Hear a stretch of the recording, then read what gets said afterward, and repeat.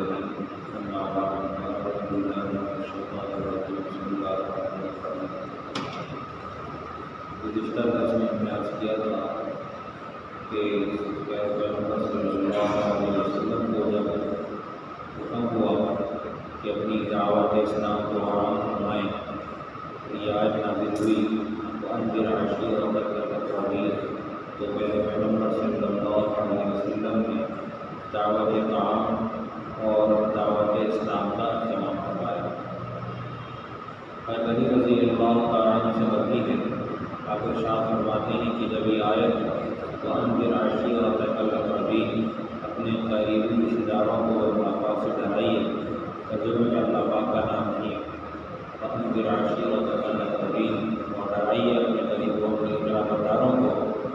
تو پیارے پیغمبر صلی اللہ علیہ وسلم نے دعوت عام کا اہتمام فرمایا اور علی رضی اللہ عنہ کو حکم دیا کہ ایک صاع غلہ، ایک بکری کا بازو دستی اور ایک پیالہ دودھ کا اہتمام کرنا۔ احباب کو جمع کیا، جب لوگوں کو جمع کیا تو آپ کے خاندان میں سے، اولاد مطلب میں سے تقریباً کوئی 40 لوگ اکٹھے ہوئے، اور ان میں نبی کریم صلی اللہ علیہ وسلم کے سگے چچاؤں میں حمزہ، ابو طالب، عباس اور ابو لہب بھی شامل تھے۔ یہ لوگ جمع ہوئے، نبی کریم صلی اللہ علیہ وسلم نے ان لوگوں کے سامنے وہ دستی کی بکری کا نشانہ تھا، آپ نے اس کو اپنے دونوں دانتوں کے درمیان میں دیا، اس کو 2 ٹکڑے کر دیا، چیرا اور چیرنے کے بعد اس کو پیالے میں رکھا اور کہا سب کو پلاؤ۔ سب لوگوں نے کھایا، اس کے بعد اسی طرح وہ غلہ اور اسی طرح سے وہ دودھ سب کو پلایا گیا اور سب نے سیراب ہو کے پیا اور اس میں سے پھر بھی بچ گیا۔ اتنی بڑی برکت تھی اس کے پینے کے بعد، حالانکہ وہ مقدار اتنی نہیں تھی کہ اس میں ایک شخص پورا کھانا کھا سکے، نبی علیہ السلام کا واضح معاوضہ تھا۔ تو اس موقع پر ابو لہب نے، ابھی نبی علیہ السلام بات کرنے کا ارادہ فرما ہی رہے تھے کہ آپ بات کریں، دعوت اسلام پیش کریں، لیکن کیا ہوا کہ ابو لہب نے کہا کہ آج محمد نے تم سب پر جادو کر دیا، تم سب پر جادو کیا ہے، اٹھ جاؤ، آج تمہارے کھانے پر جادو کر دیا۔ بس یہ بات کہنی تھی، لوگ چمگوئیاں میں لگ گئے، بات تفرقات میں چلی گئی اور وہ وہاں سے منتشر ہو گئے۔ آئندہ روز نبی کریم صلی اللہ علیہ وسلم نے اسی طرح سے اہتمام دوبارہ فرمایا، یہی ترتیب تھی۔ اور پھر نبی کریم صلی اللہ علیہ وسلم نے ان سے کہا کہ میں تمہارے لیے دنیا اور آخرت کی خیر لے کر آیا۔ اس روایت کو ابن اسحاق نے اور بحقی نے روایت کیا ہے کہ نبی علیہ السلام نے ان لوگوں سے کہا کہ میں تمہارے لیے بہتر شے اپنی قوم کے سامنے پیش نہیں کی، میں نے تمہارے سامنے پیش کی ہے، کسی شخص نے بھی اس سے بہتر شے اپنی قوم کے سامنے پیش نہیں کی، میں تمہارے واسطے دنیا اور آخرت کی خیر لے کر آیا۔ ابو لہب اگرچہ رشتہ دار تھا، لیکن موازنہ کیا جائے تو جس طرح سے ابو بکر رضی اللہ تعالیٰ عنہ نے نبی کریم صلی اللہ علیہ وسلم کی دعوت پر لبیک کہا، جس طرح سے تصدیق کرنے میں آپ ہر حال میں پیش تھے، اسی طرح سے بالکل اسی طرح مخالفت میں ابو لہب بھی پیش تھا۔ جس طرح سے تصدیق میں ابو بکر رضی اللہ تعالیٰ عنہ پیش تھے، اسی طرح ابو لہب سگا چچا ہونے کے باوجود تکذیب میں بھی پیش تھا۔ نبی علیہ السلام کی 2 بیٹیاں رقیہ اور ام کلثوم، ان دونوں کی نسبت طے شدہ تھی، عتبہ بن ابو لہب اور عتیبہ بن ابو لہب سے۔ اس شخص نے ان 2 بیٹیوں کو طلاق دلوائی اس بات پر کہ یہ میری مخالفت ہے۔ نبی علیہ السلام کی یہ دونوں بیٹیاں اپنے زواج سے پہلے ہی، رخصتی سے پہلے ہی مطلقہ ہوئی، اور نبی کریم صلی اللہ علیہ وسلم نے اس موقع پر نبی علیہ السلام حرم میں بیٹھے ہوئے اور یہ دونوں آئے اور انہوں نے طلاق دی۔ لیکن اللہ سبحانہ و تعالیٰ کا قاعدہ کلیہ ہے کہ شر میں سے بھی خیر نکال دیتا ہے، بہت آسان ہے اللہ تعالیٰ کے لیے۔ اللہ سبحانہ و تعالیٰ نے ابو لہب کے 2 بیٹوں عتبہ اور عتیبہ سے رقیہ اور ام کلثوم کو طلاق دلوائی، تو نتیجے میں عثمان رضی اللہ تعالیٰ عنہ کے نکاح میں یہ دونوں خواتین گئیں۔ عثمان رضی اللہ تعالیٰ عنہ کے لیے اعزاز یہ کہ 1,24,000 انبیاء علیہم الصلوات و تسلیمات میں سے کسی ایک کی بھی دو بیٹیاں، کسی ایک نبی کی بھی دو بیٹیاں پے در پہ ایک ہی فرد کے نکاح میں گئی سوائے عثمان رضی اللہ تعالیٰ عنہ کے۔ اور عثمان رضی اللہ تعالیٰ عنہ کو ذو النورین کا جو خطاب ملا ہے وہ نبی علیہ السلام کے داماد در داماد ہونے کی وجہ سے ملا ہے۔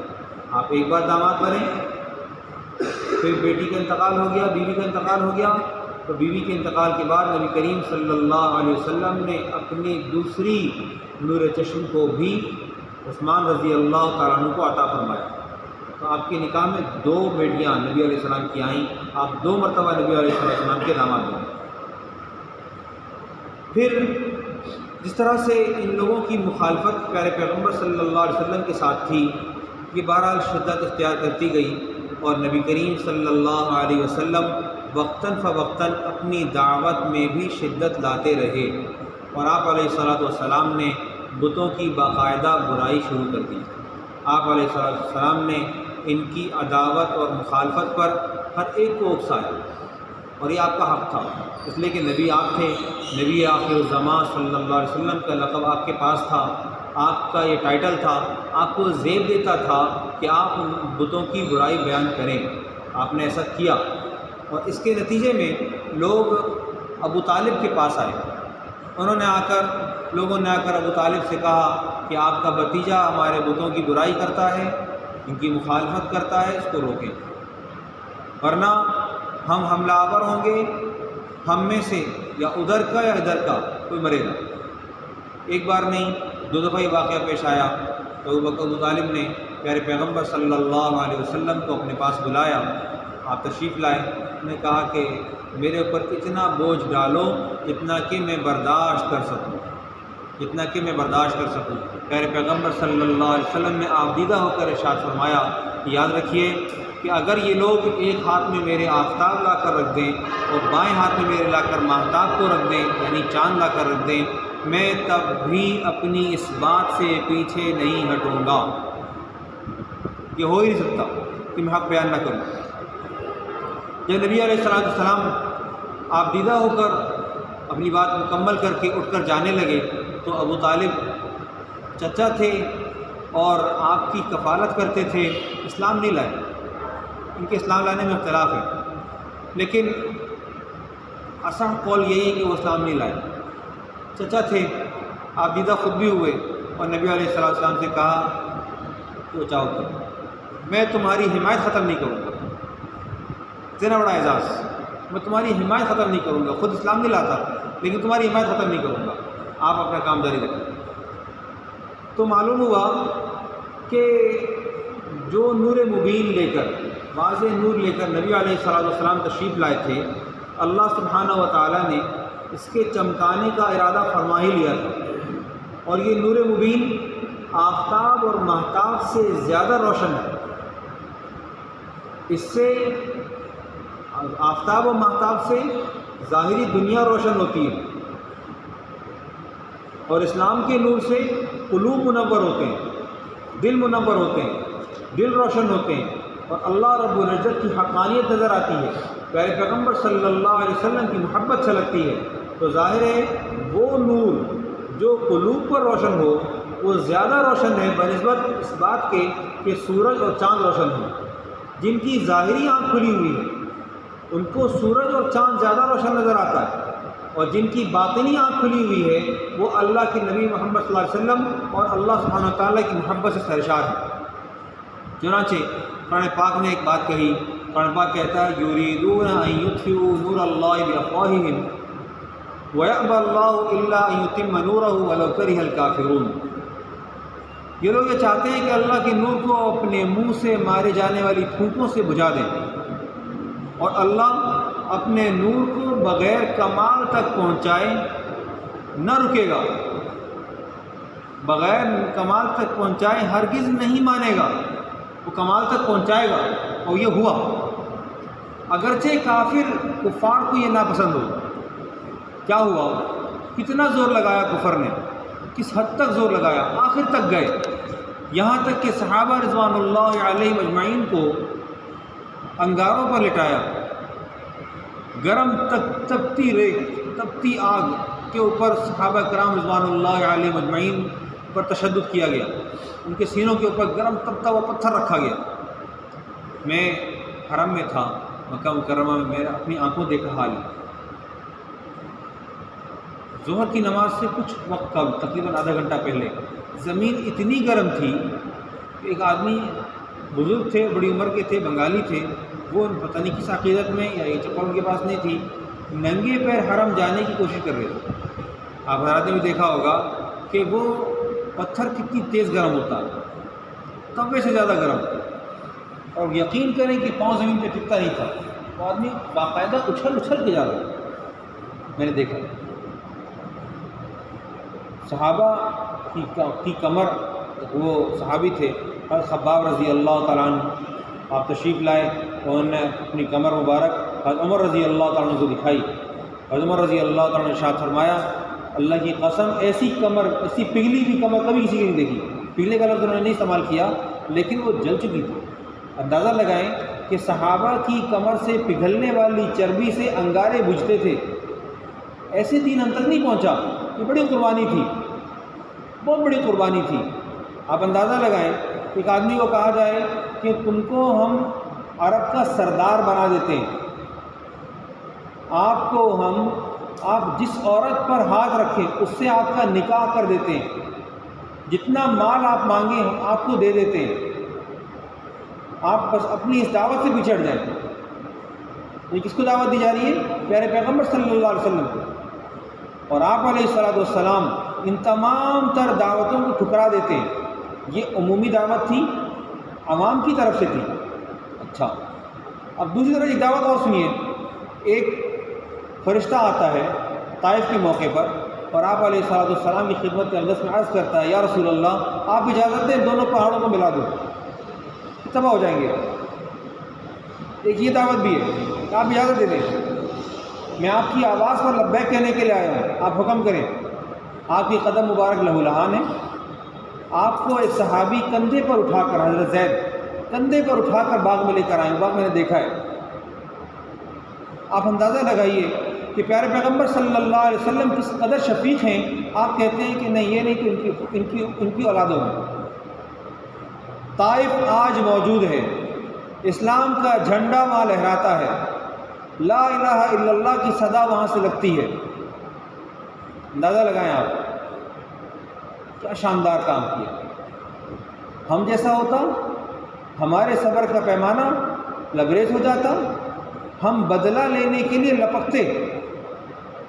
پیارے پیغمبر صلی اللہ علیہ وسلم کی خدمت اقدس میں ملائک حاضر ہو رہے ہیں کہ یا رسول اللہ آپ حکم دیں، آپ حکم دیں۔ لیکن آپ کا صبر، وہ صبر اتنا میٹھا تھا کہ آج تک اس صبر کا ثمرہ، اس صبر کا پھل پیارے پیغمبر صلی اللہ علیہ وسلم کو امت ان کا نام لے کر ان سے اظہار محبت کر کے آج تک پہنچا رہی ہے۔ سوچنے کی بات ہے کہ اتنا عظیم کام، میں نے گزشتہ درس میں عرض کیا تھا کہ نبی کریم صلی اللہ علیہ وسلم کو جو دعوت کا کام کا وقت ملا ہے بہت مختصر ہے، 23 سال۔ 23 سال میں شیعہ ابی طالب کا جو زمانہ تھا وہ 3 سال کا عرصہ نبی علیہ السلام کا وقت ضائع ہوا ہے، نبوت کا وقت ضائع ہوا ہے۔ کس قدر قیمتی وقت تھا۔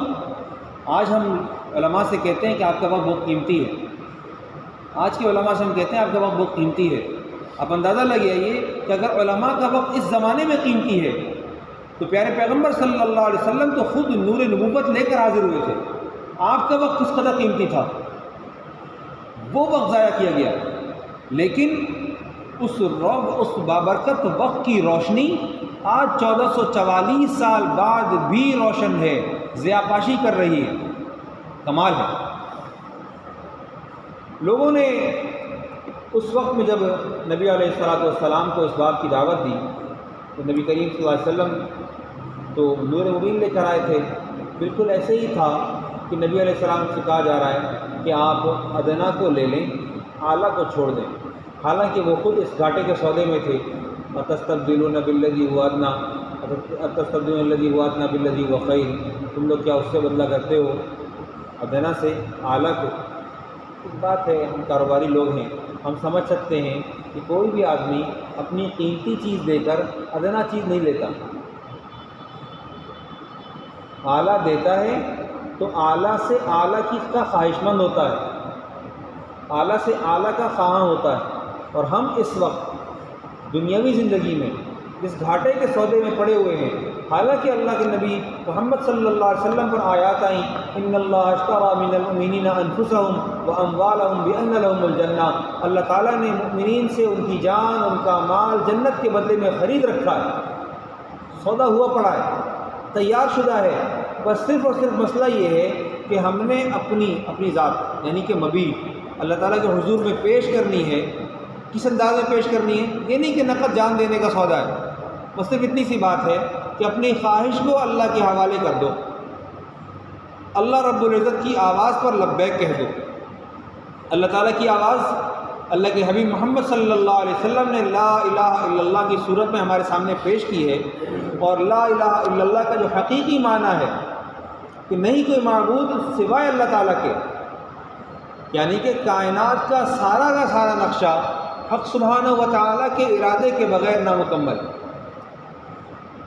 پیارے پیغمبر صلی اللہ علیہ وسلم کے ہی طریقوں میں کامیابی ہے، آپ کے طریقوں سے ہٹ کر 100% ناکامی کا یقین ہمارے دلوں میں آ جائے، تو دعوت تبلیغ والے دیتے ہیں۔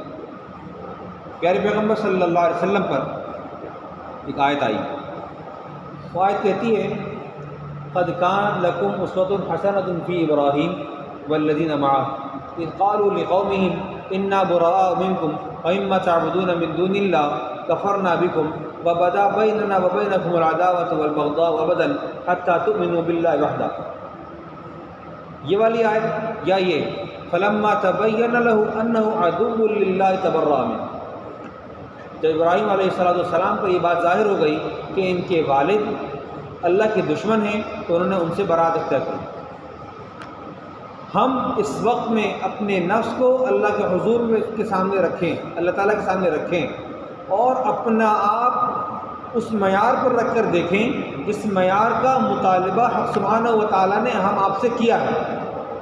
ہمیں معلوم ہوگا کہ ہم جس رخ پر چل رہے ہیں اس رخ پر اللہ نہیں ملتا، دنیا ملتی ہے، اللہ نہیں ملتا، اور ہم اللہ رب العزت کو اپنی خواہش کے مطابق راضی کرنا چاہتے ہیں کہ ہم بھی راضی رہیں، ہماری دنیا بھی چلتی رہے اور اللہ بھی ہم سے راضی ہو جائے۔ ایسا نہیں ہوتا،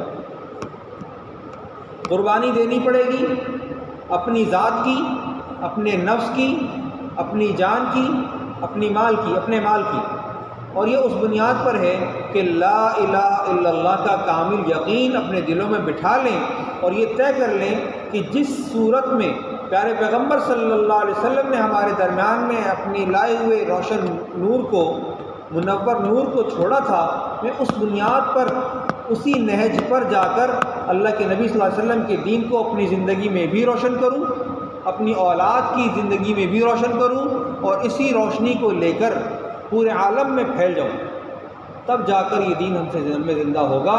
اگر ہم اس محنت کو نہیں کر رہے تو اپنے ساتھ دھوکہ کر رہے ہیں، اپنے ساتھ خیانت کر رہے ہیں۔ اللہ رب العزت کما حق ہو بات کو سمجھنے، اس پر عمل کرنے کی توفیق عطا فرمائے۔ وآخر دعوانا الحمدللہ رب العالمین۔